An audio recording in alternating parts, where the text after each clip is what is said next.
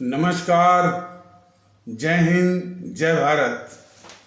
भारतीय अवाम ताकत दल अपने भारतीय भाई बहनों अर्थात अपने देश भारत की जनता अर्थात अपनी भारतीय अवाम से भारतीयता आधारित आपसी श्रद्धा, भारतीयता आधारित आपसी स्नेह, भारतीयता आधारित आपसी प्रेम, भारतीयता आधारित आपसी अखलाक मोहब्बत, भारतीयता आधारित आपसी सहयोग, भारतीयता आधारित आपसी सम्मान, भारतीयता आधारित आपसी एकता, भारतीयता आधारित आपसी भाईचारा तथा भारतीयता आधारित आपसी सद्भाव को समझने व उसे आत्मसात करके वैसा ही आचरण एवं व्यवहार करने हेतु और इसके समस्त भारत में प्रचार प्रसार करने हेतु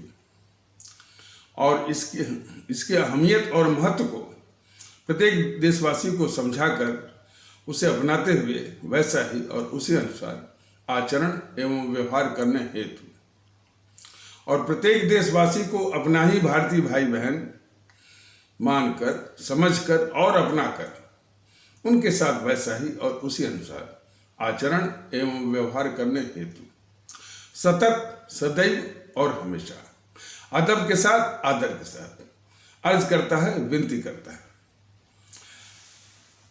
सर्वप्रथम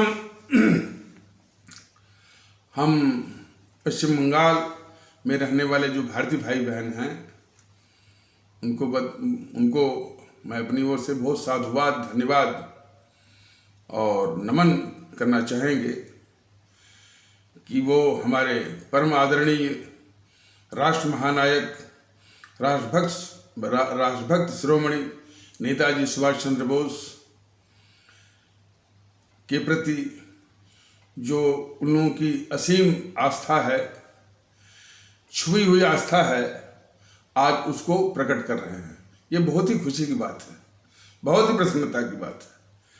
और हमारे सभी भारतीय भाई बहन और विशेष करके हमारे पश्चिम बंगाल में रहने वाले भारतीय भाई बहन अच्छी तरह से जान लें कि इतनी बड़ी शख्सियत, इतना बड़ा व्यक्तित्व को इन दुष्टों ने, इन जेएनपीसी वालों ने किस प्रकार से दबा के रखा था। और ये बीजेपी भी उसी दबाने की साजिश में शामिल है। बस उनका नाम गुना रही है और कहीं कहीं तो उनको अपमानित भी कर रही है, उनको अपमानित भी कर रही है। लेकिन फिर भी हमारे पश्चिम बंगाल में रहने वाले भारतीय भाई बहन और शेष भारत में भी हमारे परम आदरणीय राष्ट्र महानायक, राष्ट्रभक्त शिरोमणि नेताजी सुभाष चंद्र बोस के प्रति जो छुपी हुई, जो उनके प्रति असीम भक्ति है, असीम आस्था है और असीम जो है एक आदर है, वो सामने आ रहा है। ये बहुत ही स्वागत योग्य है।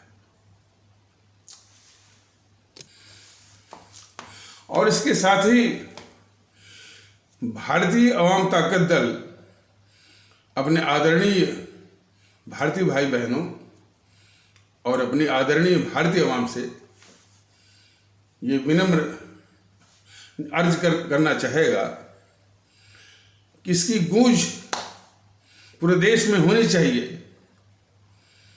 कि यह देश हमारे परम आदरणीय राष्ट्र महानायक, राष्ट्रभक्त शिरोमणि नेताजी सुभाष चंद्र बोस का है। यह देश हमारा भारतवर्ष शहीद आजम भगत सिंह का है। यह देश हमारा भारतवर्ष बाबा साहब अंबेडकर जी का है। यह देश हमारा भारतवर्ष अमर शहीद चंद्रशेखर आजाद जी का है। यह हमारा प्यारा मुल्क भारतवर्ष हमारे अमर शहीद अशफाकुल्लाह जी का है। यह हमारा प्यारा मुल्क भारतवर्ष हमारे अमर शहीद खुदीराम बोस जी का है। यह हमारा प्यारा मुल्क भारतवर्ष अमर शहीद सुब्रमण्यम भारती जी का है। यह हमारा प्यारा मुल्क भारतवर्ष अमर शहीद श्रीमती रानी लक्ष्मीबाई जी का है। यह हमारा प्यारा मुल्क भारतवर्ष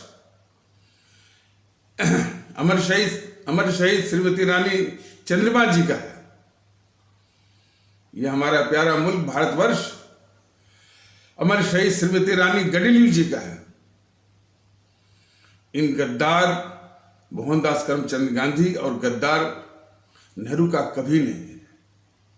इसकी गूंज हमारे पूरे देश से आनी चाहिए। यही हमारी विनम्र विनती है अपने आदरणीय भारतीय भाई बहनों से, अपने आदरणीय भारतीय आवाम से।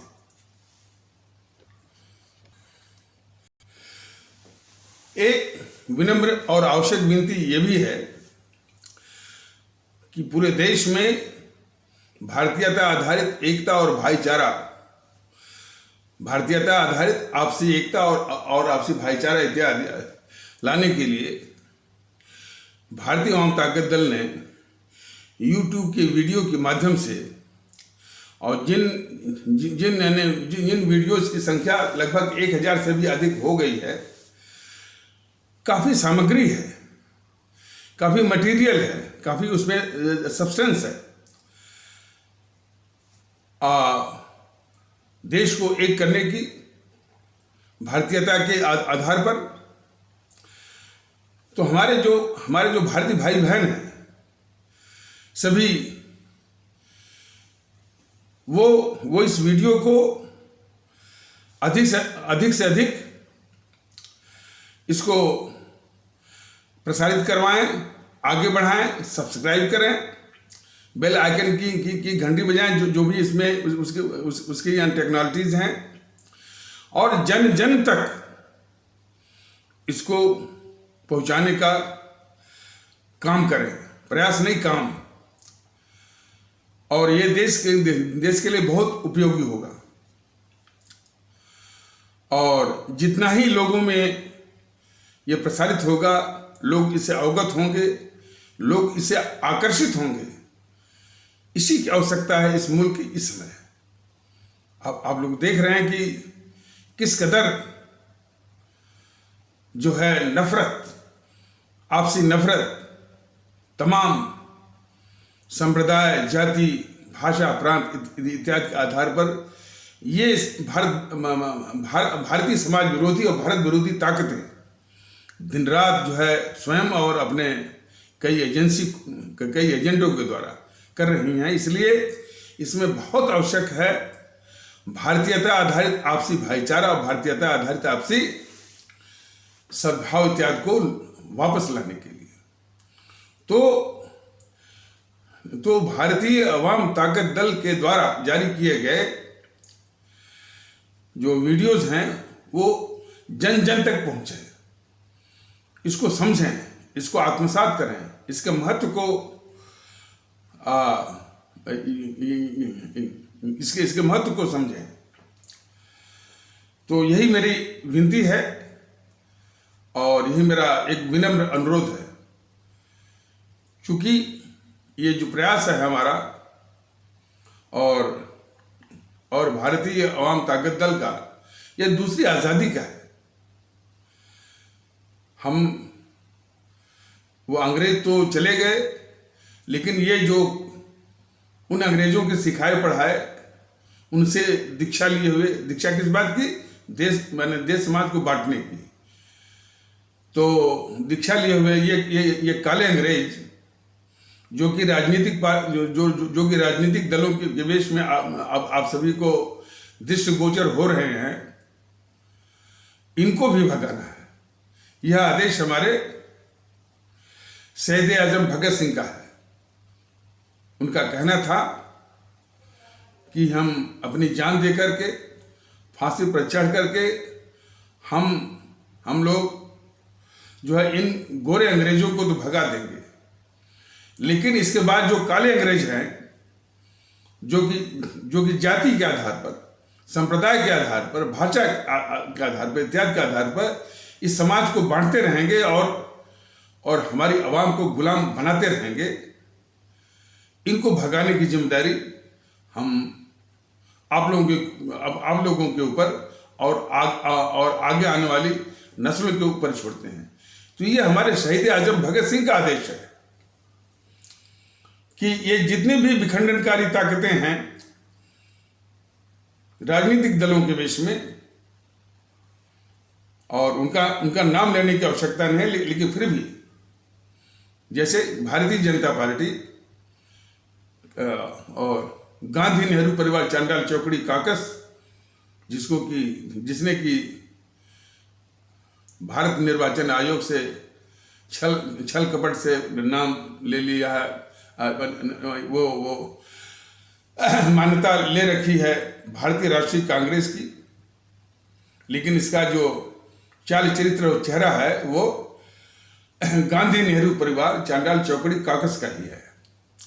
और हमारे भारतीय भाई बहन भी कुछ भूल भ्रम या गलती से इसको कांग्रेस कहते चले आ रहे हैं, लेकिन जो इसका फितरत है, जो इसके चाल चरित्र चेहरा है, उसके अनुसार ये गांधी नेहरू परिवार चांडाल चौकड़ी ही है। और इसके बाद और भी जो दल हैं, ये वाम दल और जो स्थानीय क्षेत्र DMK, AIADMK, TDP, NCP, Shiv Sena, Akali, YSRC, BJD और ये समाजवादी पार्टी, बहुजन समाज पार्टी, राष्ट्रीय Janata Dal, JDU, JDS, TMC, सभी जो है ये विखंडनकारी ताकतें हैं जो कि काले अंग्रेज हैं। इनको नस्मे नाबूद करना जो है ये आदेश दे गए हैं हमारे शहीद आजम भगत सिंह। नस्मे नाबूद से मतलब कि इनको शारीरिक रूप से कोई आहत नहीं करना है, इन पर कोई कुछ हथियारों से इनको आहत नहीं करना है, इनको मिलने वाले समर्थन को नस्मे नाबूद करना है। मिलने वाले समर्थन को जिस वक्त इनका शून्य हो जाएगा, इनकी गतिविधि, इनकी हरकतें, इनकी माने भारतीय समाज विरोधी हरकतें अपने आप जो है वो समाप्त हो जाएंगी। तो उनको मिलने वाले समर्थन को शून्य करना है और उसको नस्मे नाबूद करना है, क्योंकि ये दूसरी आजादी का संघर्ष है, की जंग है इन काले अंग्रेजों से और हमारे आदरणीय भारतीय भाई बहनों को उनकी मानसिक गुलामी से। मानसिक गुलामी मतलब जो जातिवाद में फंस करके, संप्रदायवाद में फंस करके, भाषावाद में फंस करके, प्रांतवाद में फंस करके, क्षेत्रवाद, समूहवाद में फंस करके अपनी विवेकशीलता या विवेक क्षमता को खो बैठे हैं कि कौन इस देश का शत्रु है और कौन इस देश का हितैषी है। इसी विवेकशीलता के अभाव में, उस क्षमता के अभाव में हमारे आदरणीय भारतीय भाई बहन, हमारे आदरणीय भारतीय अवाम देश के दुश्मनों को चुन रही है, उनको सत्ता में भोग रही है, नहीं, और उनको सत्ता में भेज रही है और उनके पापों को झेलने को आवश्यक है। तो लबे लुबाब जो देश के कष्ट का कारण यही है। तो भारतीय भाई बहनों को उनके मानसिक इस तरह की जो मानसिक गुलामी के दलदल से भी उनको बाहर निकालना है। तो ये है दूसरी आजादी की जंग का लबे लुबाब। और एक विशेषता और है कि इसमें कोई आंदोलन नहीं है, इसमें कोई झंडा लेकर के दौड़ना नहीं है, कोई धरना प्रदर्शन भी नहीं है। ये सारी लड़ाई मन की है, ये सारी लड़ाई मन की है, मन को मजबूत करना है। और इसी को कहते हैं वेलवेट रेवोल्यूशन, मखमली क्रांति, जिसमें किसी को कोई तकलीफ न हो और वो मजबूती मन की हो। और संजोग से जो एक इलेक्शन चुनाव और उसकी जो ईवीएम मशीन एक सशक्त माध्यम मिला हुआ है। यहीं पर जो है वो क्रांति दिखानी है, इन सारे काले अंग्रेजों को नस्ल में नाबूद करना है। तो ये काम को निभाना है और इसमें जरा भी रंज मात्र भी पीछे नहीं हटना है और रंज मात्र भी इसमें कोई भी ढिलवाई और कोई भी स्लैकनेस इसमें बिल्कुल मत लाइए। तो कल मैं बता रहा था अपने परम आदरणीय राष्ट्र महानायक, राष्ट्रभक्त शिरोमणि नेताजी सुभाष चंद्र बोस के विषय में कुछ जानकारियां अपने आदरणीय भारतीय भाई बहनों को बता रहा था कि हमारे नेताजी सुभाष चंद्र बोस कई तरह की प्रतिभाओं के धनी थे। एक तो जो उसमें की जो आईसीएस परीक्षा थी उसको पास किए हुए थे और अच्छी श्रेणी से वो उन्होंने पहले अटेम्प्ट में वो पास किया था, लेकिन बाद में देखा कि यह तो एक तरह की गुलामी है। और बातचीत करने में बहुत तेज और इतने दृढ़ विश्वास के कि जिस चीज को ठान लिया फिर वो किसी के आगे झुकते नहीं थे। सरदार पटेल को लोग बोलते हैं ना कि भाई ये आयरन मैन थे, उनको आयरन मैन नहीं कहा जा सकता, जो कि गांधी की साजिश के आगे झुक गए और इस देश को उस गद्दार जवाहरलाल नेहरू के हाथों जो है वो जाने दिया। सरदार पटेल में कोई दोष नहीं है, लेकिन गांधी की साजिश के आगे जो झुके तो उनके आयरन मैन का की जो विशेषता है वह जो है वो विशेषता जो वो फिट नहीं बैठती है। और एक नहीं दो बार सन 1929 में भी जब ये कांग्रेसी जो है हमारे अमर शहीद क्रांतिकारी और राष्ट्रभक्तों का वो मुद्दा कि अंग्रेजों को यहां से पूर्ण रूप से भागना चाहिए, मतलब कि हमको पूर्ण आजादी चाहिए, जबकि दूसरी ओर ये कांग्रेसी जो है डोमिनियन स्टेटस की मांग कर रहे थे। डोमिनियन स्टेटस के विषय में पिछले कई एपिसोडों में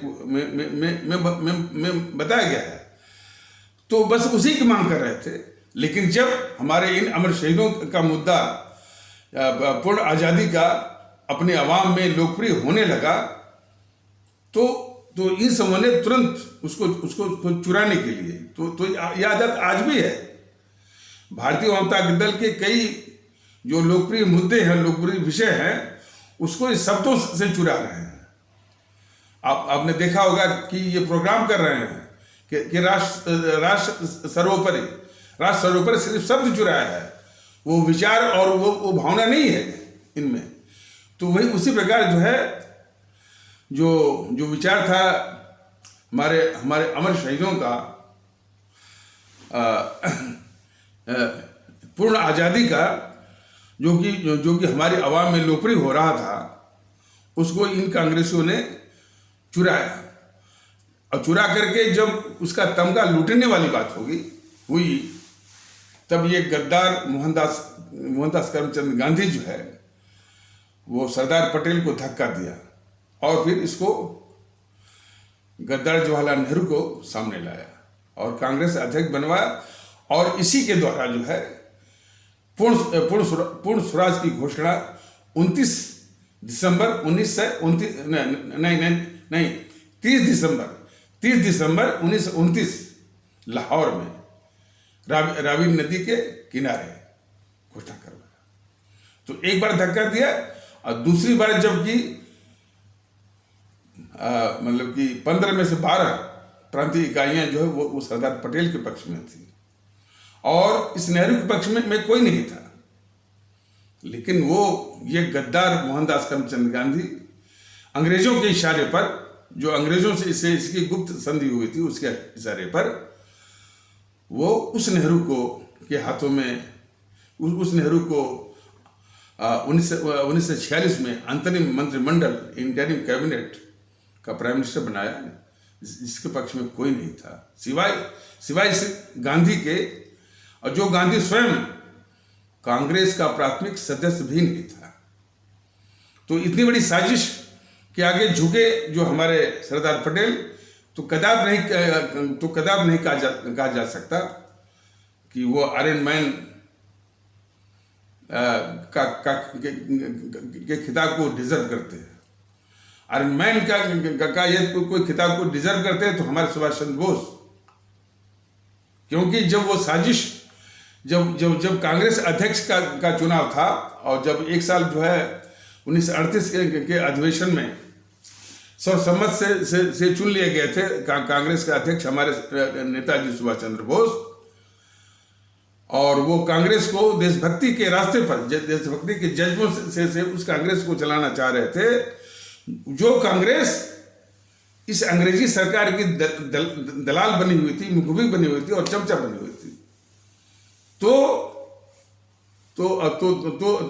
नेताजी सुभाष चंद्र बोस को भी तकलीफ हो रही थी और इन कांग्रेसियों को भी तकलीफ हो रही थी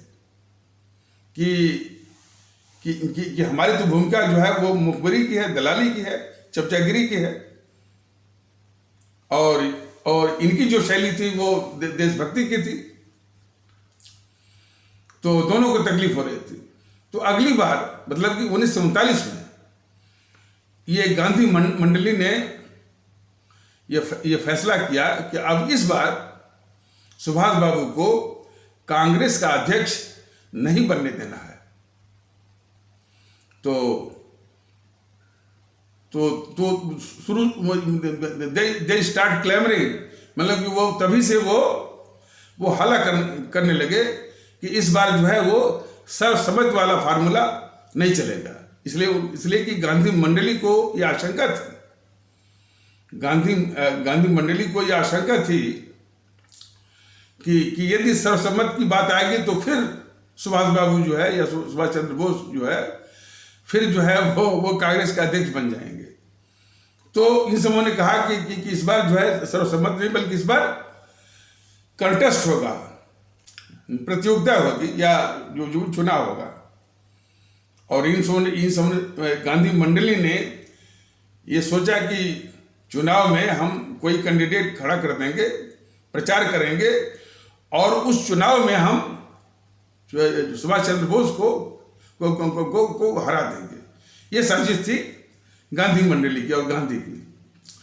तो इन सबों ने एक सीता भी रमैया पट्टा भी रमैया को खड़ा किया सुभाष चंद्र बोस के खिलाफ और बहुत ही दुष्प्रचार किया हमारे नेताजी सुभाष चंद्र बोस के खिलाफ इस गांधी और गांधी मंडली ने। और इस गांधी ने तो अपनी राजनीतिक प्रतिष्ठा को भी दांव पर लगा दिया हमारे सुभाष चंद्र बोस को हराने के लिए। और ये काताफिरा ये गद्दार मोहनदास करमचंद गांधी की सीता भी रमैया पट्टा भी रमैया की हार मेरी व्यक्तिगत हार है। लेकिन तब भी हमारे नेताजी सुभाष चंद्र बोस इस गांधी की साजिश को नाकाम करते हुए उसके प्रत्याशी सीता भी रमैया और पट्टा भी रमैया को हराया। ये होता है आयरन मैन कि वो इस गद्दार मोहनदास करमचंद गांधी की साजिश के आगे हमारे नेताजी सुभाष चंद्र बोस बिल्कुल नहीं झुके।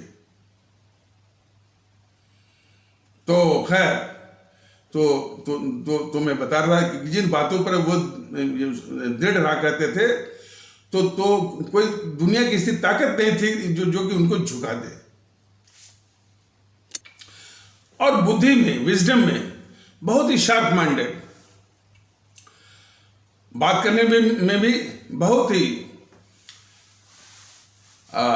ही डेफ्ट, बहुत ही होशियार और सतर्क लोग बताते हैं और उनकी उनके विषय में जो जितने भी लेख हैं, जितने भी वो प्रकाशित हुए हैं, कि जब वो हिटलर से मिलने गए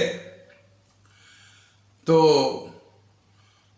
जब हिटलर को खबर मिली कि भाई कोई भारत से आए हैं, सुभाष चंद्र बोस, तो हिटलर के कई कापियां, मैंने उनकी शक्ल के कई वो हिटलर थे।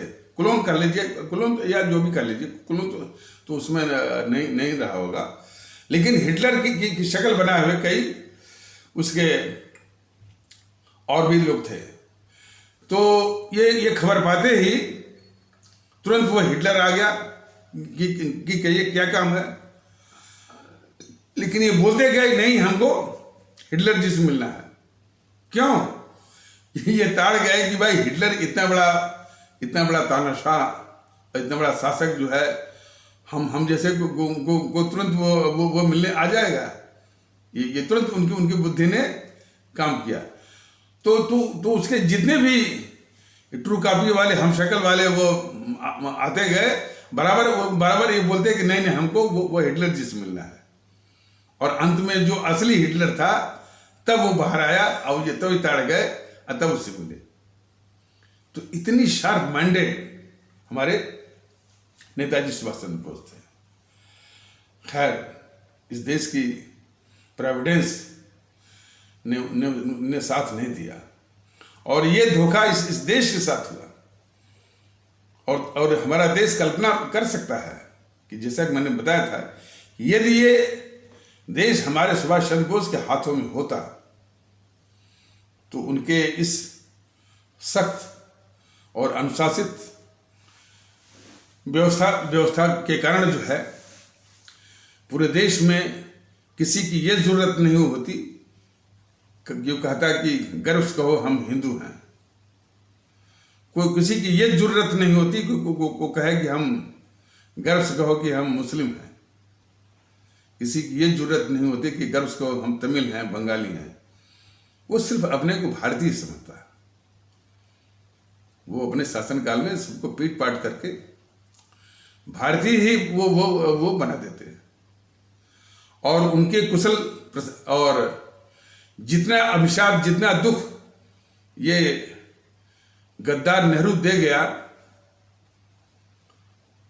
इस देश को, और खास करके जो बांटा, तो ये भारत के विभाजन की नौबत ही नहीं आती, पाकिस्तान ही नहीं बनता। जरा सोचिए, न भारत बढ़ता, न 25 से 30 लाख लोग जो है लोगों की, हमारे भारतीय भाई बहनों की जान जाती, न 3 करोड़ से ऊपर हमारे भारतीय भाई बहनों के घर उजड़ते। आपस में इतनी जो वैमनस इसने फैलवा दिया इन गद्दार मोहनदास करमचंद गांधी और गद्दार नेहरू ने विभाजन करके। और फिर तो ये पाकिस्तान नहीं होता तो फिर इतने सारे जो युद्ध झेला भारत पाकिस्तान के साथ वो भी नहीं होता। पाकिस्तान प्रायोजित आतंकवाद भी नहीं होता। कश्मीर में अलगाववाद भी नहीं होता। और कश्मीर से हमारे जो कश्मीरी पंडित कहे जाने वाले भारतीय भाई बहन के साथ जो दुर्व्यवहार हुआ, किन मजबूरियों में उनको अपनी संपत्ति को छोड़कर बाहर आना पड़ा, वो भी दुर्दिन जो है इस देश को या हमारे कश्मीरी पंडित कहे जाने वाले भारतीय भाई बहनों को देखना न पड़ता। ये किस स्थिति में कि यह देश हमारा यदि सुभाष चंद्र बोस जी के हाथों में होता। तो जब पाकिस्तान नहीं होता तो बांग्लादेश नहीं होता। बांग्लादेश नहीं होता तो बांग्लादेशी घुसपैठिए के ऊपर जो पूरी राजनीति चलती है अपने देश में, वो राजनीति भी नहीं होती। बांग्लादेशी घुसपैठिए के ऊपर जो राजनीति करती है ये ममता बनर्जी, इसकी राजनीति भी नहीं चलती।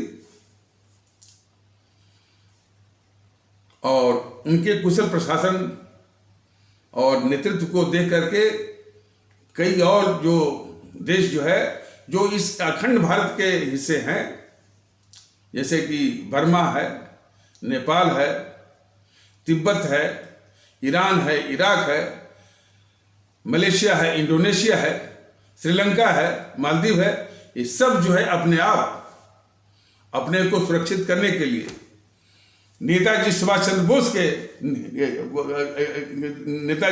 बोस के नेतृत्व में सहर्ष खुशी खुशी जो है वो आकर के मिल जाते हैं और एक अखंड भारत का सपना साकार होता।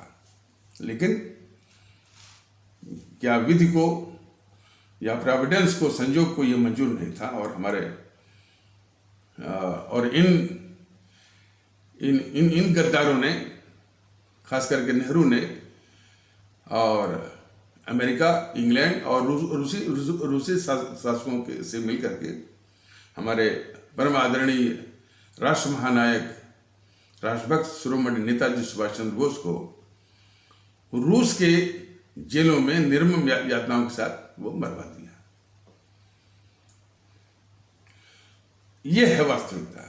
और इस साजिश की ओर किसी का ध्यान न जाए तो एक जो है एक झूठी कहानी रचवाई की नेताजी सुभाष चंद्र बोस जो है उस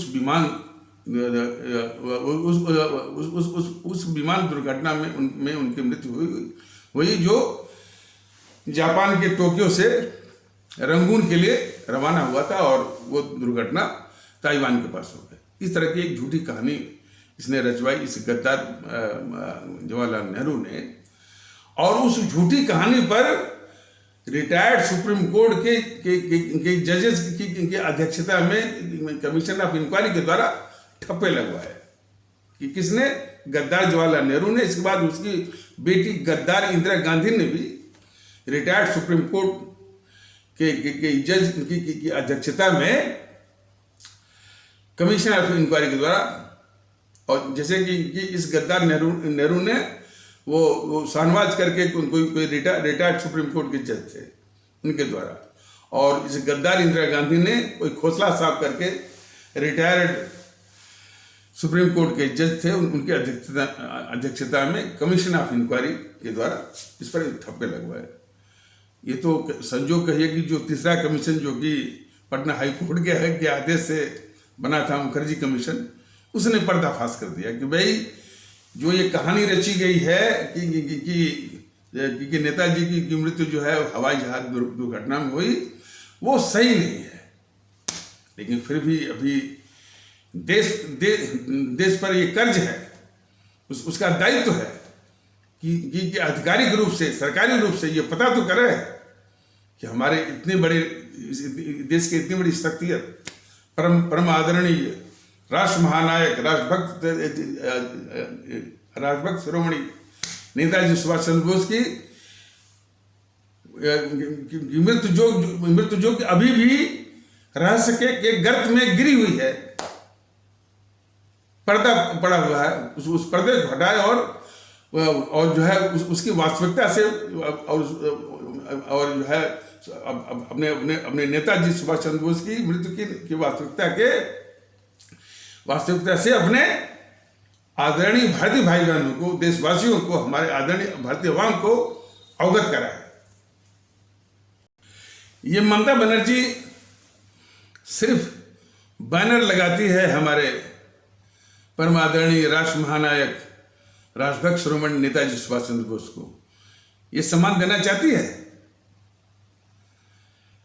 क्या इसको नहीं पता है कि ये ममता बनर्जी उस कांग्रेस में रही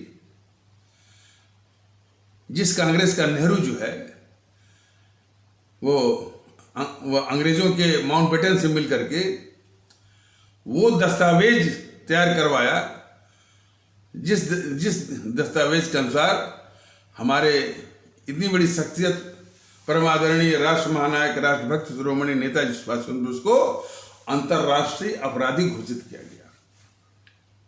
ये ममता बनर्जी उस कांग्रेस में रही जिस कांग्रेस का गद्दार नेहरू ने इतनी बड़ी साजिश किया हमारे सुभाष चंद्र बोस के खिलाफ कि उनको अंतर्राष्ट्रीय अपराधी घोषित करवाया। जरा देखिए तो क्या कहना है इसका। ममता बनर्जी से हमारे पश्चिम बंगाल के सभी आदरणीय भारतीय भाई बहन ये सवाल जरूर करें उनसे, ये सवाल जरूर करें इस गद्दार जो है ममता बनर्जी से कि कभी इसने सवाल किया कि उस नेहरू ने हमारे परम आदरणीय राष्ट्र महानायक राष्ट्रभक्त शिरोमणि नेताजी सुभाष चंद्र बोस को, नेहरू ने क्यों उनको अंतर्राष्ट्रीय अपराधी घोषित करवाया? तो ये नेहरू की भी पूजा करेगी, और जो नेहरू हमारे सुभाष चंद्र बोस को जो है अंतर्राष्ट्रीय आपराधिक घोषित जिसने करवाया, उसको भी, उनके प्रति भी ये नाटक करेगी। तो जितने भी चाहे ममता बनर्जी हो, चाहे मोदी महोदय हो, ये हमारे सुभाष चंद्र बोस जी को सम्मान नहीं देना चाहते हैं, सिर्फ नाम भुनाना चाहते हैं वोट के लिए। आप ही लोग बताइए ना, हमारे आदरणीय भाइयों बहन बताएं कि ये मोदी जी जो है हमारे सुभाष चंद्र बोस की मूर्ति उस इंडिया गेट में, उस इंडिया गेट में जो है वहां पर लगवाते हैं जहां पर जॉर्ज पंचम की मूर्ति थी। जॉर्ज पंचम मतलब कि वो इंग्लैंड का किंग मतलब इस देश का शत्रु, दुश्मन। इस देश के दुश्मन के स्थान पर ये मोदी जी हमारे इतनी बड़ी शख्सियत, इतने बड़े व्यक्तित्व, परम आदरणीय राष्ट्र महानायक राष्ट्रभक्त शिरोमणि नेताजी सुभाष चंद्र बोस की मूर्ति ये लगवाते हैं। ये अपमान नहीं तो और क्या है? मोदी जी जरा बताएं देश को। और उसको ये बीजेपी के चमचे कहते हैं कि मोदी जी ने सम्मान दिया। उनके जन्मदिवस को देखिए कैसा छल करते हैं मोदी जी। जो हमारे सुभाष चंद्र बोस जी का जो जन्मदिवस है 23 जनवरी, उसको पराक्रम दिवस बस घोषित कर दिया, तमगा लूट लिया। और अधिक से अधिक उस 23 जनवरी को जो कि हमारे सुभाष चंद्र बोस जी का जन्म दिवस है, उसको गणतंत्र दिवस से जोड़ दिया। इसकी मंशा जरा देखिए। गणतंत्र दिवस का क्या महत्व भाई? गणतंत्र दिवस तो उस दिन हमारा देश का संविधान लागू हुआ था। मोदी महोदय यदि आपको सम्मान देना ही है तो 23 जनवरी को राष्ट्रीय दिवस के रूप में मनाइए अलग से। और वाकई में आपको सम्मान देना ही है तो जो गद्दार मोहनदास करमचंद गांधी का 2 अक्टूबर वाला है उसको खारिज करके, और जो आपने मूर्ति जो लगवाई है जॉर्ज पंचम के स्थान पर, आप उनके नीचे और सलाम करते हुए जिन लोगों ने अंग्रेजों के लिए लड़ा, अंग्रेजों की तरफ से लड़ा, मोदी महोदय इस देश को जरूरत है कि उनको सम्मान दिया जाए। इस देश को जरूरत है कि उनको सम्मान दिया जाए जो अंग्रेजों के खिलाफ लड़े और अंग्रेजों के खिलाफ लड़ करके इस देश को आज़ादी लाई और शहीद हो गए। तो देश ये चाहता है कि सम्मान उनको मिले, उनको न मिले जो कि अंग्रेजों की तरफ से लड़े।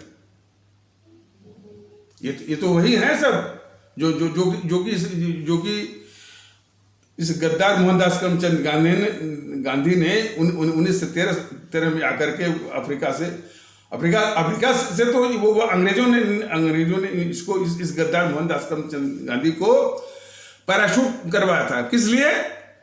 स्वदेशी आंदोलन का सामना करने के लिए, स्वदेशी आंदोलन को काउंटर करने के लिए ये अंग्रेजों ने इस गद्दार मोहनदास करमचंद गांधी को दक्षिण अफ्रीका से भारत में पैराशूट करवा दिया। और आकर के पहली गद्दारी इसने किया, इसने सार्वजनिक रूप से अंग्रेजी सरकार के प्रति वफादारी को सार्वजनिक रूप से घोषित किया और कहा कि मैं अंग्रेजी सरकार का एक वफादार सिपाही हूं। और इसी के एवज में अंग्रेजों ने इसको केसरी हिंद की उपाधि दी। जानिए कि अंग्रेजी सरकार के जमाने में केसरी हिंद हुआ, नाइटहुड हुआ, सर हुआ और राय बहादुर, ये 3-4 किस्म की जो मैंने उपाधियां थी, ये उसी को अंग्रेज दिया करते थे जो घिनौने रूप से अंग्रेजी सरकार के भक्त रहा करते थे, जो घुटने टेक करके मतलब उस इंग्लैंड की महारानी के प्रति वफादारी की कस्में खाते थे घुटने टेक करके। उनकी ये उपाधियां अंग्रेज दिया करते थे, किसी को केसरी हिंद, किसी को राय बहादुर, किसी को नाइटहुड, किसी को सर। तो इसने जो अंग्रेजी सरकार के प्रति जो वफादारी निभाई इस गद्दार मोहनदास करमचंद गांधी ने, तो इसको अंग्रेजों ने दिया था केसरी हिंद। ये कांग्रेसी चमचे जो है इस गद्दार मोहनदास करमचंद गांधी की बराबरी करते हैं हमारे सुभाष चंद्र बोस की, जिन्होंने इस देश की आजादी के लिए प्राण दिए। कितनी गद्दार किस्म के हैं ये जीएनपीसी वाले और कांग्रेसी। तो हमारे आदरणीय भारतीय भाई बहन जरा इसको गौर से समझें कि 1913 में जो कि 1914 से लेकर 1919 तक प्रथम विश्व युद्ध जो छिड़ा था, तो अंग्रेजों को सेना के लिए भारतीयों की आवश्यकता थी। अंग्रेजों को अपनी सेना के लिए भारतीयों की आवश्यकता थी, और यही गद्दार मोहनदास करमचंद गांधी ने भारतीयों को अंग्रेजी सेना में भर्ती करा करके अंग्रेजों की सहायता किया। बताइए, जिन अंग्रेजों के खिलाफ हमारे हजारों हमारे वीर, हमारे राष्ट्रभक्त क्रांतिकारी शहीद हो गए, उन्हीं अंग्रेजों की ये सहायता कर रहा था ये गद्दार मोहनदास करमचंद गांधी। और उन्हीं में से जो है मतलब कि प्रथम विश्व युद्ध में जो हमारे भारतीय शहीद हो गए, उन्हीं का नाम खुदवा दिया, इसमें खुदवा करके वो इंडिया गेट बना दिया। तो देश को तो सम्मान उसको देना है, उन भारतीयों को देना है, उन भारतीय सैनिकों को देना है जो अंग्रेजों के खिलाफ लड़ करके इस देश के लिए आजादी लाए। तो अंग्रेजों के खिलाफ लड़ते हुए शहीद होकर के जिन्होंने आजादी लाई, वो थे हमारे आजाद हिंद फौज के सैनिक। 60,000 में से 28,000 लोग शहीद हो गए थे। तो उनकी पात्रता है कि ये देश उनको सम्मानित करे। लेकिन जिनकी पात्रता है कि देश उनको सम्मानित करे, इन कांग्रेसियों ने उनको गायब कर दिया। और जो भारतीय जो है उन अंग्रेजों जो भारतीय अंग्रेजों के लिए वो लड़े, अंग्रेजों की तरफ से लड़े, उसके लिए जो है वो इंडिया गेट वो बनवा दिया। और जैसा कि पिछले किसी एपिसोड में भारतीय जनता दल ने कहा था कि किस इंडिया गेट को ढहा करके आजाद हिंद फौज का एक जो है वो स्मारक वो इंडिया गेट से भी ज्यादा विशाल और भव्य भारतीय जनता दल बनाएगा। और वहीं पर हमारे परम आदरणीय राष्ट्र महानायक राष्ट्रभक्त शिरोमणि नेताजी सुभाष चंद्र बोस की विश्व में सबसे ऊंची मूर्ति बनाएगा।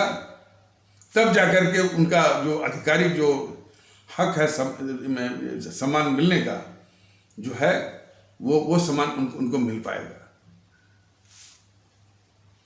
इन जीएनपीसी गद्दारों से की मानसिकता जरा देखिए कोई जीएनपीसी का नेता यह कहते हुए सुना गया, जब ये भारतीय जनता दल ने जब ये वीडियो शायद यानी कल परसों वाले वीडियो में या कल ही की वीडियो में बोला होगा, उसको देखकर कोई कांग्रेसी चमचा या देश का गद्दारी वो कहा जाएगा, कह रहा है कि यदि इंडिया गेट को ढा देंगे तो अंग्रेजों ने जो रेल बिछाई है,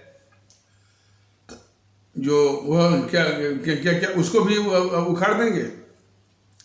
इन समूह का अंग्रेजों के प्रति मुखबिरी दलाली का करते करते ये दिमाग इतना सड़ गया है कि उन अंग्रेजों ने इस देश का 45 ट्रिलियन डॉलर लूटा है इस देश को, और खुद इन कांग्रेसियों ने जो है 16 ट्रिलियन डॉलर लूटा हुआ है। तो एक छोटा डकैत अपने बड़े डकैत की जो है वो वकालत ही तो करेगा। शायद उसको मालूम नहीं है कि जो रेल लाइन बिछाई है तो कोई एहसान नहीं किया है, यहीं से लूट करके जो है वो रेल लाइन बिछाई अपने व्यापार को प्रमोट करने के लिए, देश हित के लिए नहीं। और आज की जो भारतीय रेल है, जो अंग्रेजों ने रेल बिछाई थी, उसका हजारों गुना बढ़ गई है। तो चूंकि इतने बेशर्म हैं सब, बेशर्म भी है, देश के गद्दार भी हैं सब, ये सब जीएनपीसी वाले कांग्रेसी, उनका जो है अंग्रेजों की मुखबिरी दलाली करते करते उनका दिमाग इस कदर वो सड़ गया है कि यदि इंडिया गेट को ढाया जाएगा, इंडिया गेट जो है वो नमूना किसका है? उनका, जो कि अंग्रेजों के लिए लड़े और अंग्रेजों की तरफ से लड़े। उसकी जरूरत बिल्कुल नहीं है। सम्मान उनको देना है जो अंग्रेजों के खिलाफ लड़े और खिलाफ लड़ते लड़ते शहीद हो गए और आजादी लाए। वो थे हमारे आजाद हिंद फौज के सैनिक। ये तो स्पष्ट हो गया ना कि ये जो हुआ सब बनाए थे कि 1942 वाला जो भारत छोड़ो आंदोलन है, उसके कारण आजादी मिली। बिल्कुल गलत।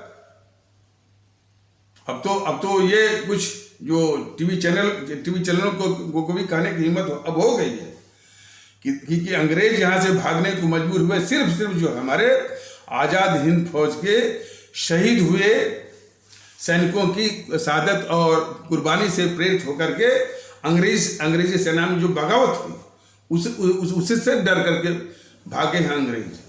इनकी जो है वो एक छोटी सी लाठी से नहीं भगे हैं। इसीलिए तो वो पहले भी कहा गया कि जब ये गाना आता है कि दे दी हमें आजादी बिना खड्ग बिना ढाल, साबरमती के संग तूने कर दिया कमाल, ये गाना सुनते ही मन में एक उबकाई आती है, एक नौसिया आता है कि किन लोगों ने अंग्रेजों को भगाया, किन लोगों ने अंग्रेजों को मजबूर किया। ये झूठा जो है इस तरह का एक इन सबों की रचना। तो हमारे जो है तो निश्चित रूप से जो ये मोदी महोदय ने हमारे परमादरणीय राष्ट्र महानायक राष्ट्रभक्त शिरोमणि नेताजी सुभाष चंद्र बोस का अपमान किया है और बस नाम बनाते हैं। और इन्होंने कुछ और भी किया है। आजाद हिंद फौज के नाम से लाल किले के अंदर एक जो है संग्रहालय बनवा दिया है, म्यूजियम बनवा दिया। अब इनको किसी यानी माने मौके की नजाकत के अनुसार इनके मुंह से निकल गया कि हमारी वास्तविक आज़ादी जो है 21 अक्टूबर है, क्योंकि 21 अक्टूबर 1943 में हमारे नेताजी सुभाष चंद्र बोस ने ये इसमें सिंगापुर में आज़ाद भारत की स्थापना की थी, जिसको 11 देशों ने मान्यता भी दी थी। इतना तो मोदी महोदय भूल गए, लेकिन जब 21 अक्टूबर को आज़ादी दिवस मनाने की बात आई तब उस समारोह में न जाने के लिए क्या क्या बहाने बनाए इन्होंने। ये बहाना बना, और ये मैं नहीं कह रहा हूं, ये जो गद्दार पुष्पेंद्र कुलश्रेष्ठ है उसने बोला था कि मोदी महोदय ने ये बहाना बनाया कि भाई हमको उस समारोह में मत ले जाइए, नहीं तो लोग हमारा बाल नोच लेंगे। कौन इस बात को मानेगा? जरा आप सभी बताइए कि जिसके पीछे खुद उसके मैंने जिस प्रधानमंत्री के पीछे खुद बीजेपी के 3 से 3 एमपी हों और एनडीए के जो है 335 या 340 एमपी हों, वो प्रधानमंत्री कहता है कि महज 45, 50 या 55 एमपी वाला राहुल गांधी जो है इत्यादि जो है उस प्राइम मिनिस्टर का बाल नोच लेगा जिसके पीछे 340 या 335 एमपी हो। कौन इस बात को मानेगा? इस तरह का कुतर्क, इस तरह की रचना देकर के, तो यानी जब सम्मान देने की बात आती है तो इसी तरह से ये पांव खींच लेता है मोदी जो है। तो कहने का तात्पर्य है कि ये इसके मन में कभी नहीं है कि हमारे जो हमारे जो परम आदरणीय राष्ट्र महानायक, राष्ट्रभक्त शिरोमणि नेताजी सुभाष चंद्र बोस को जो उनका आधिकारिक सम्मान है, जिसकी वो पूरी पात्रता रखते हैं, वो सम्मान इनको दिया जाए। सिर्फ नाम भुनाता है, तमगा लूटता है ये मोदी महोदय हमारे देश के प्रधानमंत्री के पद पर आसीन हैं और इस लहजे में हमको नहीं कहना चाहिए, लेकिन मोदी के रूप में मोदी एज ए शख्सियत किस तरह से मैंने हमारे जो है नेताजी सुभाष चंद्र बोस को अपमानित भी करते हैं और इस तरह का प्रसार करवाते हैं अपने चमचों से कि उनको सम्मान दे रहे हैं। ये बात जो है किसी को भी, हमको ही नहीं, किसी को भी जो है बर्दाश्त नहीं होती है। तो ऐसे उद्गार निकल जाते हैं। वैसे तो ये हमारे माननीय प्रधानमंत्री हैं। तो कल के एपिसोड में जो बताया गया था और असल बात है कि किस मंशा से ये देश को चला रहे हैं, उस मंशा को भी जानना, हमारे आदरणीय भारतीय भाई बहनों को जानना बहुत जरूरी है। जो कल बात बताई जा रही थी कि जब इन कांग्रेसियों को जब वित्तीय सहायता देने वाली बात आई, फंडिंग देने वाली बात आई, तो जमुनालाल बजाज और घनश्याम दास बिरला लोग थे। लेकिन जब आजाद हिंद फौज को बनाना था, जिसमें कि काफी पैसे लगते हैं, तो कोई जमुनालाल बजाज, कोई घनश्याम दास बिरला नहीं सामने आया। काम में आया तो वो हमारा गुजराती तो नहीं कहना चाहिए, गुजरात के रहने वाले हमारे वो व्यापारी मेमन अब्दुल हबीब यूसुफ मरफानी। कुछ लोग कहते हैं कि साहब इनका नाम बड़ा लंबा है। अरे लंबा नाम होने से क्या होता है? नाम तो उनका नाम सुनते ही जो है दिल गदगद हो जाता है, सीना चौड़ा हो जाता है। जिस प्रकार की जो है उन्होंने देशभक्ति निभाई है, मैंने पहले भी कहा है और फिर से आप सभी लोग सुन लीजिए कि वो रहने वाले थे हमारे गुजरात के सौराष्ट्र क्षेत्र के राजकोट जिले के, और राजकोट जिले में धोराजी कस्बे के, लेकिन उनका व्यापार चलता था रंगून में।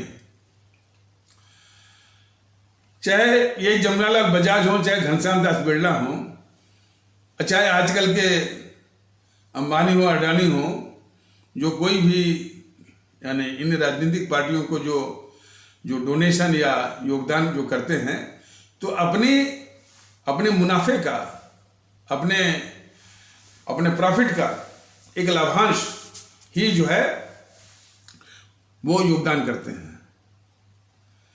कोई अपने व्यापार को नष्ट करके और जो है वो किसी इस तरह की आज़ाद हिंद फौज को खड़ा करने में मदद करे, ऐसा आपको विश्व के किसी भी इतिहास में नहीं मिलेगा। लेकिन वो करके दिखाए हमारे मेमन अब्दुल हबीब यूसुफ मरफानी जी ने। तो जैसा कि पिछले एपिसोड में बताया गया था कि जब इतना बड़ा त्याग किया मरफानी जी ने, तो हमारे नेताजी सुभाष चंद्र बोस को बहुत आश्चर्य हुआ और थोड़ा सा दुख भी हुआ। उन्होंने पूछा भी कि मरफानी जी आप ये क्या कर रहे हैं, आपका परिवार भी तो है, आपका व्यापार भी तो है, लेकिन जिस बेबाकी से और जिस देशभक्ति की भावना से प्रेरित होकर के जो उन्होंने जवाब दिया, वो बहुत ही मार्मिक है, बहुत ही अनुकरणीय है। उन्होंने कहा कि नेताजी अब हमको व्यापार की क्या जरूरत है, हम भी आपके इस आजाद हिंद फौज में शामिल होकर के एक आजाद हिंद सिपाही बनेंगे, फौजी बनेंगे। ये भावना होती है देशभक्ति की। हमारा ये कहने का मतलब है ये सारी गाथाएं ये हमारे सुभाष चंद्र बोस के विषय में यदि जन जन तक पहुंचती, हर एक जो है स्कूली जो बच्चों तक पहुंचती, जो दर्जा 1 से पढ़ाई कर रहा है वहां तक पहुंचती, तो कितनी बड़ी देशभक्ति का माहौल आता। लोग जो है मेमन अब्दुल हबीब यूसुफ मरफानी को आजाद हिंद फौज के साथ ही सभी लोग उसकी पूजा करते। देशभक्ति के मामले में देश में हिंदू मुस्लिम एकता आती, लेकिन ये देश के दुश्मन ये कांग्रेसी और बीजेपी वाले कदाप नहीं इनको कदाप नहीं ऐसी स्थिति आने देते हैं। इसका नमूना देखिए ना। और एक और थे उसी गुजरात के सूरत के रहने वाले, जो आजाद हिंद फौज के भर्ती अधिकारी थे, रिक्रूटिंग ऑफिसर। उनका नाम था गुलाम हुसैन मुश्ताक रंदेरी। गुलाम हुसैन मुश्ताक रंदेरी। तो ये आजाद हिंद फौज के जो है भर्ती अधिकारी थे, रिक्रूटिंग ऑफिसर थे। वो थे कहां के थे? सूरत के। अब देखिए, अब ये मोदी जी की मंशा को जरा हमारे आदरणीय भारतीय भाई बहन वो गौर से देखें, गौर से समझे भी। जब ये मोदी महोदय गुजरात के मुख्यमंत्री थे, तो सुभाष चंद्र बोस के जन्मदिन मतलब कि 23 जनवरी के दिन वो हर बार कहा करते थे कि गुजरात का बड़ा गहरा संबंध है नेताजी सुभाष चंद्र बोस और उनकी आजाद हिंद फौज से। लेकिन ये मोदी महोदय इस बात को निगल जाया करते थे कि किन तथ्यों के आधार पर किन हकीकत या किन तथ्यों के आधार पर गुजरात का बहुत गहरा संबंध है नेताजी सुभाष चंद्र बोस और उनकी आजाद हिंद फौज से। मतलब वो तथ्य क्या थे? हमारे वो व्यापारी मेमन अब्दुल हबीब यूसुफ मरफानी और जो भर्ती अधिकारी थे गुलाम हुसैन मुश्ताक रंदेरी, इनके ही कारण जो है गुजरात का बहुत गहरा संबंध नेताजी सुभाष चंद्र बोस और उनके आजाद हिंद फौज से था। लेकिन इसको ये निकल जाया करते थे। और मैं समझता हूं कि ये कोई बहुत गलत नहीं है, सिर्फ इसलिए कि वो दोनों के दोनों जो है वो इस्लाम आस्था वाले भारतीय भाई बहनों के तबके से आते थे। और ये चीज सिर्फ मैं नहीं कह रहा हूं, आप जब गूगल में आप सर्च करिए आपको मिल जाएगा कि मोदी महोदय ने जानबूझ करके जो है ये जानबूझ करके ये नाम नहीं लिया। अब सवाल है कि जिसके मन में देशभक्ति के भी मामले में इस तरह की दुर्भावना हो हमारे इस्लाम आस्था वाले भारतीय भाई बहनों के प्रति जो है, वह देश क्या चलाएगा और हमारे देशवासियों को क्या देगा वो? और उसके मुंह से कि सबका साथ सबका विश्वास, तो उसके इस पाखंडी स्वरूप को हमारे आदरणीय भारतीय भाई बहन समझे। इससे अधिक हमको नहीं करना है। जिसके मन में यानी लोगों का नाम इसलिए नहीं, और वो भी देशभक्ति के मामले में जो देशभक्ति की भावना प्रदर्शित किया हमारे अब्दुल हबीब यूसुफ मरफानी जी ने, उससे देशवासियों को परिचय न करवाना सिर्फ इसीलिए कि वो हमारे इस्लाम आस्था वाले भारतीय भाई बहनों के तबके से आते हैं। वो हमारे मुल्क को, हमारे देशवासियों को क्या दे सकता है और क्या दे रहा है? सबसे बड़ा प्रश्न या बिलियन डॉलर क्वेश्चन यही है। तो सवाल इस बात का है। और हमारे सुभाष चंद्र बोस को और मामले में जो है वो सम्मान देने की इनकी मंशा बिल्कुल नहीं है। भुनाने की साजिश जरूर है। यदि इनको सम्मान देना ही होता तो भारतीय नोटों पर जो उस गद्दार मोहनदास करमचंद गांधी का नाम जो वो वाजपेयी था, अब वाजपेयी को भी कहना पड़ेगा, वो यानी इतने बड़े गद्दार मोहनदास करमचंद गांधी को जानता नहीं था वाजपेयी, तो वो तो इसने नाम छपवा दिया। तो यदि वाकई में मोदी महोदय के मन में थोड़ी भी मंशा है अपने नेताजी सुभाष चंद्र बोस को सम्मान देने की, तो वहां से जो है इस गद्दार मोहनदास करमचंद गांधी की फोटो हटा करके हमारे परम आदरणीय राष्ट्र महानायक राष्ट्रभक्त शिरोमणि नेताजी सुभाष चंद्र बोस की फोटो लगवाए, तो इससे कुछ होगा कि भाई इनकी मंशा है। वरना तो जो नाम भुनाने की साजिश ये मोदी महोदय कर रहे हैं, हमारे सभी आदरणीय भारतीय भाई बहन, हमारे सभी आदरणीय भारतीय अवाम बहुत गौर से देखे। और भी इसको विस्तार से जब हम आप लोगों के बीच में आएंगे तो और विस्तार से हम बताएंगे। ये सारी बातें जो है ममता बनर्जी भी जानती है, लेकिन वो सिर्फ ममता बनर्जी जो है हमारे जो है सुभाष चंद्र बोस का बैनर लगाएगी, वो भी सम्मान देने के लिए तैयार नहीं है। अब आ जाइए, ये जो पीएफआई पर जो कार्रवाई का बड़ा दम भरते हैं बीजेपी वाले और उनके जो सिपा सालार हैं यूट्यूब पर बैठे हुए। एक है यूट्यूब पर बैठा हुआ मनीष ठाकुर, वो कह रहा है कि 2024 में सनातन आएगा। अब उसकी बेवकूफ़ी पर हम क्या बोलें? यह बार बार बताया जा रहा है कि यह देश हमारा भारत के संविधान से संचालित है। यह देश और उसकी व्यवस्थाएं, सारी व्यवस्थाएं भारत के संविधान के द्वारा संचालित है, मतलब कंडक्टेड है, नियंत्रित है, कंट्रोल्ड है, निर्देशित है, डायरेक्टेड है और आदेशित है, मैंडेटेड है। इसके कारण यह हमारा देश भारत गणराज्य है, भारतीय गणतंत्र है और इंडियन रिपब्लिक है, और इसके अलावा कुछ नहीं है। इस पर भी वो झूठ बोलता रहा भागवत कि हिंदू राष्ट्र है।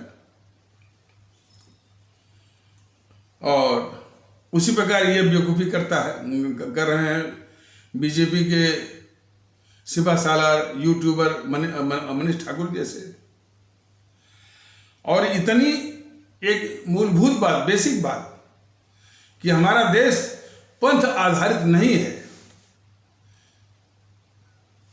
इसलिए दोनों तरह की बातें कि ये सनातन आ रहा है या गजवाई हिंद आ जाएगा और जो है वो दारुल इस्लाम आ जाएगा।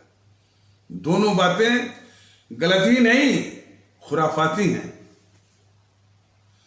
लोगों में एक भ्रम और दहशत फैलाने वाली और ऐसी गतिविधि जो है वो भारत विरोधी भी है। तो इससे अधिक हम कह नहीं सकते इसके आयाम को, इसके इम्प्लीकेशंस को और इसके फर्दर रेमिफिकेशंस को हमारे सभी भारतीय भाई बहन बहुत बहुत अच्छी तरह से उसको समझें कि इसके मायने क्या है और इसके अंजाम और इसके नतीजे क्या हो सकते हैं कि झूठ का कि सनातन आ रहा है। और एक बात और स्पष्ट करना बहुत जरूरी है कि हमारे सुभाष चंद्र बोस हुए, हमारे भगत सिंह हुए, चंद्रशेखर आजाद हुए, अशफाक उल्लाह हुए, जिन्होंने इस मुल्क की आजादी के लिए प्राण दिया, किसी ने सनातन का नाम नहीं लिया। सुभाष चंद्र बोस ने कभी भी सनातन का नाम लिया, भगत सिंह ने कभी भी सनातन का नाम लिया, चंद्रशेखर आजाद ने कभी भी सनातन का नाम लिया, खुदीराम बोस ने कभी भी सनातन का नाम लिया। उनके लिए राष्ट्र, देश, भारत, ये सब कुछ। उसी प्रकार हमारे अशफाक उल्लाह जी ने कभी भी इस्लाम का नाम लिया, देश, अपना मुल्क भारतवर्ष।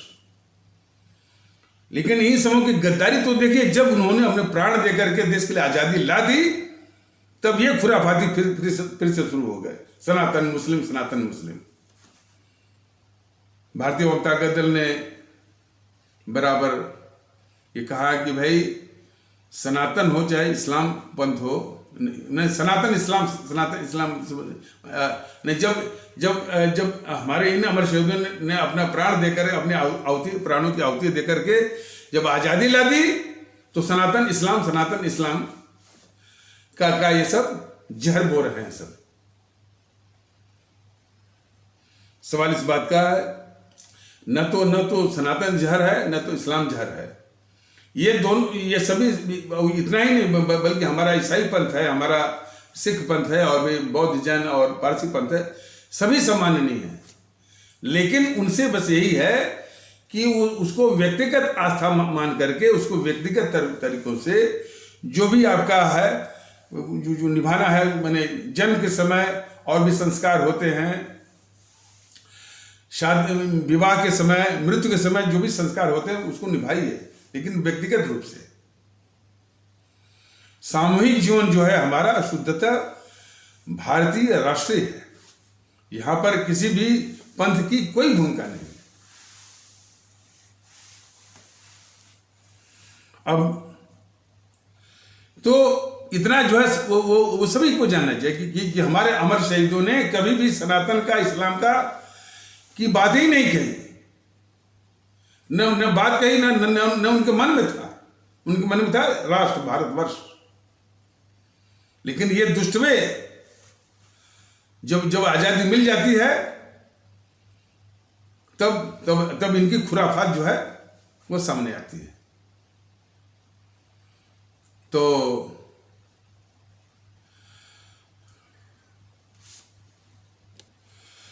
पीएफआई पर कार्रवाइयों का बड़ा तमगा लूट रहे हैं मोदी और उनके सिपा सालार और उनके सिपा सालार यूट्यूबर। लेकिन इस तथ्य को क्यों छिपा रहे हैं कि पीएफआई जो है इसी जीएनपीसी का एक ऑफशूट है। पीएफआई जो है, जो पहले सिमी हुआ करता था, उसी का एक दूसरा रूप है सिमी का, ये पीएफआई। और उसी का जो राजनीतिक चेहरा है वो एसडीपीआई है। तो सिमी, पीएफआई, एसडीपीआई सब एक ही हैं, लेकिन ये जीएनपीसी के ऑफशूट हैं। मतलब कि जीएनपीसी ही इनको पालती है, उसी से पैदा हुए। जब पीएफआई फंड भी मंगाती है तो जीएनपीसी के ही लोगों को वो देती भी है। सीएए के विरोध में जो आंदोलन चल रहा था, देश ने देखा है कि पीएफआई ने जो फंड मंगाया था 200 करोड़, इस देश में मैंने हिंसा, तोड़फोड़, आगजनी के जरिए इस देश को अस्थिर करने की जो साजिश वो रच रहा था पीएफआई, उसमें से 90 करोड़ दिया था इसे जो है कपिल सिब्बल को, देश ने देखा।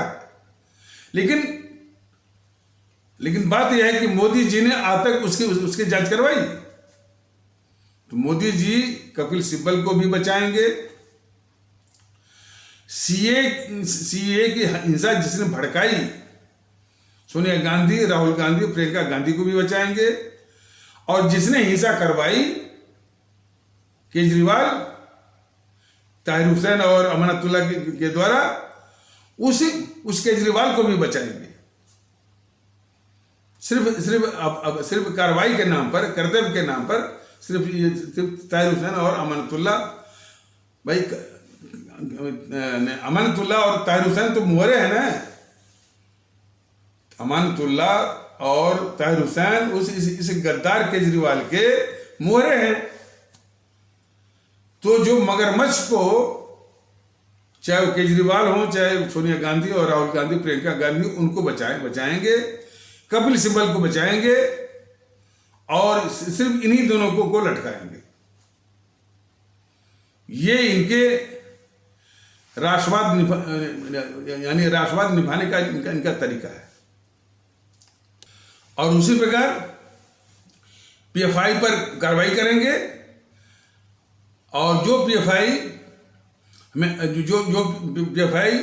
जिस जीएनपीसी के द्वारा पाली जा रही है, पोसी जा रही है, और उसका इस्तेमाल भी वो करती है, खास करके जब दक्षिण के राज्यों में चुनाव आते हैं, खास करके कर्नाटक हुआ, तमिलनाडु हुआ, आंध्र प्रदेश हुआ, उसमें पीएफआई जो है इस जीएनपीसी को चुनाव में जितवाने का प्रयास भी करती है। और कई बार जो है पीएफआई के नेताओं के साथ सोनिया गांधी के भी फोटो साझा करते हुए वो तस्वीरें भी देखी गई हैं। तो पीएफआई पर कार्रवाई करना, और पीएफआई का जो सरगना है, जो उसको प्रोटेक्शन दे रहा है, जो उसे फंड ले रहा है, उसको बचाना। यह है मोदी जी का राष्ट्रवाद, यह है मोदी जी के राष्ट्रवाद की असलियत। अब जो अब आपने देखा होगा कि ये चल रहा था ना, इसकी वो भारत जोड़ो में ये सब जो है बीजेपी वाले नहीं कह रहे हैं कि भाई जो भारत को तोड़ रहा है, जिसके बाप के नाना ने खुद देश बांट करके पाकिस्तान बनवाया, देश को तोड़ा, और बराबर ये सब तोड़ते ही जा रहे हैं। और जिसके पास वो कन्हैया कुमार आके मिला है, जिसने सरेआम उसने नारा भी लगवाया था कि भारत तेरे टुकड़े होंगे, इंशाअल्लाह भारत की बर्बादी तक जंग जारी रहेगी। अब वो जो है भारत जोड़ो की बात कर रहा है। इस संबंध में जरा भी जो है बीजेपी वाले कुछ भी नहीं कहते हैं। क्या कहते हैं कि पहले वो पार्टी जोड़ने। मैंने बहुत चिंता रहती है बीजेपी वालों की कि भाई कि वो ये कांग्रेस वाले, जीएनपीसी वाले अपने पार्टी को मजबूत कर लें।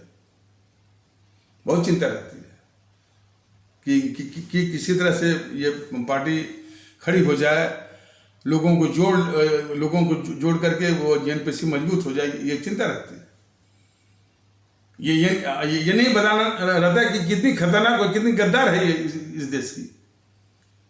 यही तो असलियत है मोदी जी के राष्ट्रवाद की और बीजेपी वालों की।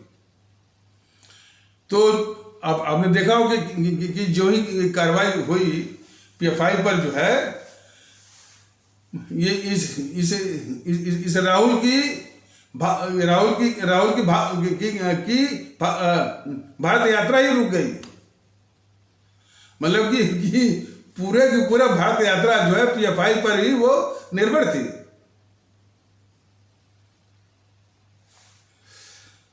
हालांकि वो मनीष ठाकुर कह रहा था कि जो है इनको, जो राहुल को जो प्रतिस्थापित करना, पुनर्जीवित करना है, जो केरल में जो है कम्युनिस्टों की सरकार को हटा करके, इसलिए कम्युनिस्ट सबसे ज्यादा विरोध कर रहे हैं।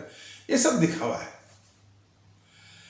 पीएफआई पर कार्रवाई होते ही इस गद्दार राहुल गांधी की भारत जोड़ो यात्रा तुरंत बंद हो गई। यानी पीएफआई के बूते ही जो है इनकी भारत जोड़ो यात्रा चल रही थी।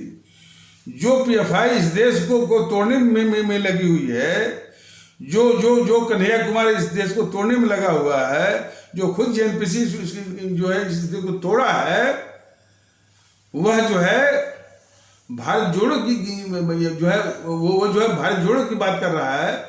इससे से बड़ा दुर्भाग्य जो है इस देश का क्या होगा। और उसको बचा रही है बीजेपी वाले। और एक जो भारती भाई की प्रतिक्रिया है, पता नहीं वो शायद महाराष्ट्र से थे या कर्नाटक से थे, कह रहे थे कि भारतीय जनता दल की वो विशेषता मैंने देखी है जब काफ़ी वीडियो इसका देखा गया कि वो कभी भी अपने दल की बात नहीं करता है, सिर्फ देश की बात करता है। बात सही है। और इससे भी हमारे भारतीय भाई बहन जरा पहचान लें कि भारतीय जनता दल अपनी आवाम को ताकतवर बनाना चाहता है। उसकी पूरी कोशिश है कि हमारी आवाम जो है, जिसको कि ये सब जो है पूरा शक्तिहीन बनाए हुए हैं, निर्बल बनाए हुए हैं, दुर्बल बनाए हुए हैं, बांट करके उसी आवाम को एक साथ ला करके उसको ताकतवर बनाना चाहता है। और इसका नाम ही है भारतीय अवाम ताकत दल। यानी भारत के अवाम की ताकत की ये पार्टी है ये। तो अपने सभी आदरणीय भारतीय भाई बहनों को भारतीयता के आधार पर एक करके एक साथ ला करके उनको ताकतवर बनाने की ये कोशिश है। और ताकतवर तो है ही, लेकिन उसने अपनी ताकत खो दी है इसलिए कि वो बिखर गई है, बिखराव है, टूट है। उसी टूट को हटा देना है, उसी बिखराव को हटा देना है और एक कर देना है। और जो उसका जो हमारी आवाम का जो वास्तविक स्वरूप है कि सबसे ताकतवर है, तो ताकतवर है। तो इसलिए भारतीय जनता दल अपनी आवाम को ताकतवर बनाना चाहता है, एक करना चाहता है। और ये हमारे उसी आवाम को कमजोर से कमजोर बनाना चाहते हैं, बांट करके, जातियों के आधार पर, संप्रदाय के आधार पर, भाषा के आधार पर, प्रांत के आधार पर, और क्षेत्र और समूह इत्यादि और भी खतरनाक हथियारों के से। इस बड़े फर्क को हमारे सभी आदरणीय भारतीय भाई बहन, हमारे सभी आदरणीय भारतीय आवाम बहुत गौर से समझे कि भारतीय आवाम ताकत दल क्या चाहता है। और ये सारी जो है भारतीय समाज विरोधी और भारत विरोधी ताकतें जो है इनका क्या षड्यंत्र है और इनकी क्या साजिशें हैं, इसको बहुत गौर से समझे। और बहुत संकट की घड़ी है। संकट की घड़ी यह है कि चारी ओर जो है ये यानी भारतीय समाज विरोधी ताकतें जो है आपके चारी ओर से घिरी हैं। और इस अवाम को मीडिया इतना खतरनाक भारत विरोधी है।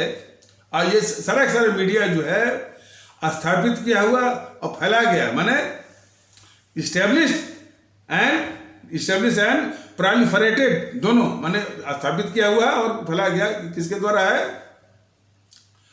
इस जेएनपीसी के द्वारा। जेएनपीसी खुद ही गद्दार है इस देश की। तो ये भी बड़ी सफाई से देश विरोधी हरकतों में लगे हुए, चाहे वो प्रिंट मीडिया हो, चाहे आपके इलेक्ट्रॉनिक मीडिया हो। और उसके पत्रकार, एक आध अपवाद हो सकता है, कुछ अपवाद हो सकते हैं, यानी हम इसको नहीं कर रहे हैं, लेकिन बाय एंड लार्ज ये दशा है। तो अब इस संबंध में कुछ और बातें थोड़ा सा जो ये बताना है कि माननीय सर्वोच्च न्यायालय में शायद वह हिजाब का मामला चल रहा है। यही मौका है माननीय सर्वोच्च न्यायालय को ये स्पष्ट कि वह स्पष्ट निर्देश दे और स्पष्ट करे कि इस देश में भारत का संविधान और भारत के संविधान के अंतर्गत बने हुए कानून और उन कानूनों के अंतर्गत बने हुए नियम और नियमावली, यानी Indian constitution therein framed laws and statutes and the rules and regulations made therein वही इस देश में लागू होंगे। कोई सरिया, कोई कुरान, कोई मनुस्मृति, कोई गीता, रामायण, पुराण, ये सब बिल्कुल लागू नहीं होगा। कोई गुरु ग्रंथ साहिब, कोई बाइबल लागू नहीं होगा। यह स्पष्ट संदेश वो देने और इसी स्पष्ट संदेश में पूरा जो है वो निर्णय है। और जिनको सरिया और कुरान के अनुसार फैसले करवाना है, बल्कि वो इस देश के बाहर निकल जाए। इस तरह का एक कैटेगोरिकल और in no uncertain terms unequivocally ये संदेश जो है माननीय सर्वोच्च न्यायालय के द्वारा देना पड़ेगा, तब जाकर के ये सीधी होगी ये जो कायर, निकम्मी और अराजक मोदी सरकार। लेकिन फिर भी भारतीयता का जो संबल है, जो हथियार है, आप आदरणीय भारतीय भाई बहनों के हाथ में है। इसको और मजबूत करिए, भारतीय एकता को और लाइए और इन सारी यानी देश विरोधी ताकतें, काले अंग्रेजों को ईवीएम मशीन पर शून्य करना है। ये हमेशा मन में निश्चय वो बनाए रहिए। तो इन्हीं आवश्यक शब्दों के साथ इस आवश्यक परिचर्चा को यहीं पर विराम दिया जाता है। तब तक के लिए नमस्कार। जय हिंद, जय भारत।